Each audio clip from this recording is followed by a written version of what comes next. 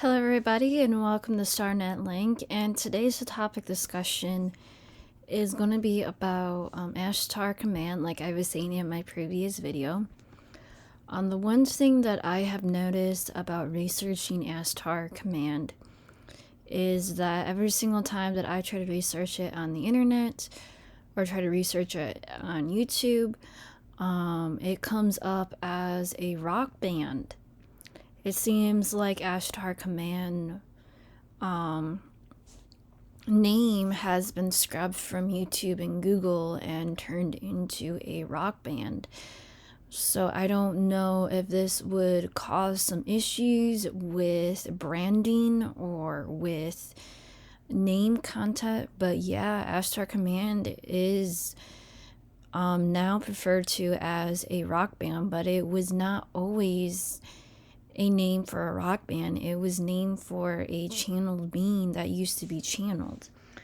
So we're gonna go ahead and start talking about Ashtar Command.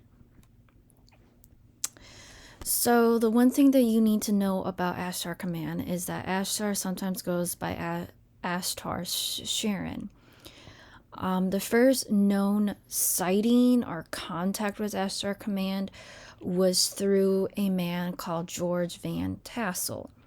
George Van Tassel was part of the U.S. military back in the 1950s. He started receiving contact by Ashtar in the 1950s, right after World War II. I will explain a little bit more the reason why that's a little bit sketchy and later into this presentation. George Van Tassel was an American contactee, ufologist, and an author. He has published several books about the Palladian Collective and where they're from. I have not read their books, but it'll be really interesting to put that on my reading list and to review those books for one of my reading lists. After George started to started getting contact by Ashtar, he started doing group meditations in the 1950s that lasted for some time. He has messaged that he has been visited by a being from the planet Venus, which is really interesting. And then after he sort of died, or after people started to catch on to his channeling abilities in the 1960s and the 1970s, it started to become a UFO religion in a sense. The reason why Ashtar Command was channeled in the 1950s was because the channeled being Ashtar was concerned about the hydrogen bomb that was conducted during World War II. Ashtar was becoming very, very popular back during those time periods, but to George, after he left the military, thought that it wasn't being authentic enough. Like, the being wasn't authentic due to the fact that so many different people were channeling him. So he started breaking away. So it used to be just known as Ashtar. Then he broke away and became Ashtar Command.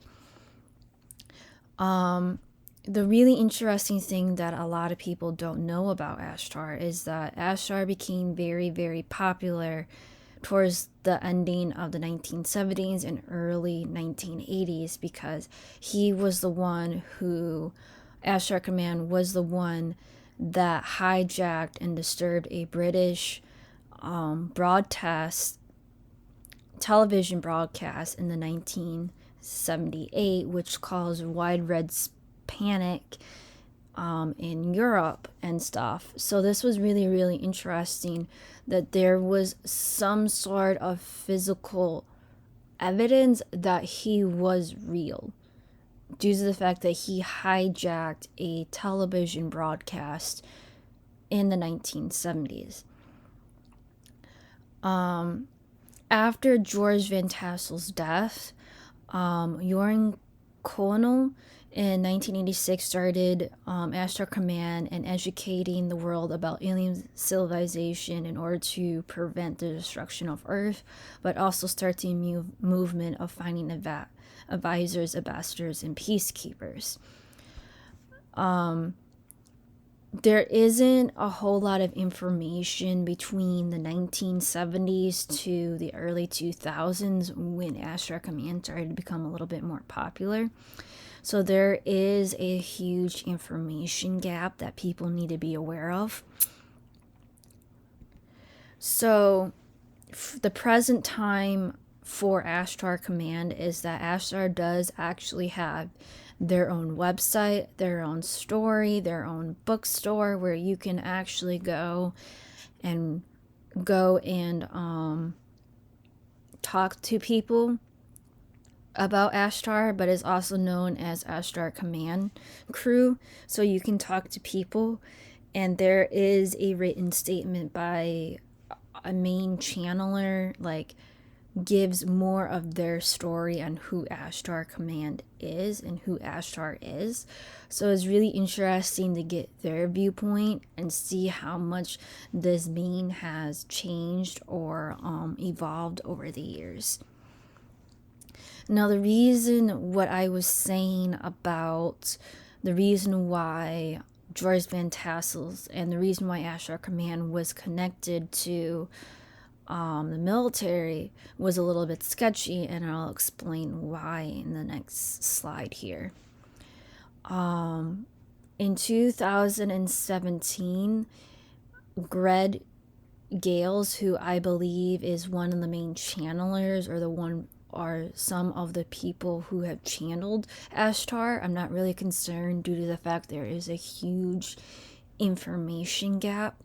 But there has been a post on their website and a post from their main channeler saying that it was a hoax and that people who were channeling this being were channeling a being from Voice to Skull, like it was made up by our military to derail people on their spiritual journey, which was really, really interesting. But my question is that why would the government go out of their way to create a falsified being and start a UFO cult? Is it just because of their they're experimenting on people, or what? It's like really, really interesting to like dive deep into this type of information due to the fact that this is really interesting. Plus, not only that, but the person or the people who have channeled this being for many years have basically destroyed their entire career and profession as a channeler. But also this has hurt a lot of people due to the fact that a lot of people thought this being was real. But it just goes to show that there is some sort of alternate intelligence that is out there, but we don't know whether or not it's real or fake. And this is where talking about this is a really good topic discussion. So I have nothing against Ashtar Command. It's just that there is a lot of information that does not add up. And there have been people who have posted videos online this showing that he is actually real or that his fleet is actually real. But what it mostly boils down to, that if he had the capability of hijacking a television broadcast in the 1980s, why hasn't he cleared the air of what happened in 2017 to re-hijack another television broadcast? Again, to say, yes, I am real. Don't believe what other people are saying that I'm fake or false. But it's really, really interesting due to the fact that since this being has been around for more than 40 to 50 plus years. Why hasn't he mentioned any other channelers or other channeling beings while he was on Earth? And it also makes me wonder whether or not if it was constructed really by VQK, Voice the Skull, or if people were just making it up as a UFO religion. So it's really, really interesting to gauge into this type of thinking. But please let me know what your thoughts and understanding of this. But thank you so much for listening, and let me know if you have any questions or comments.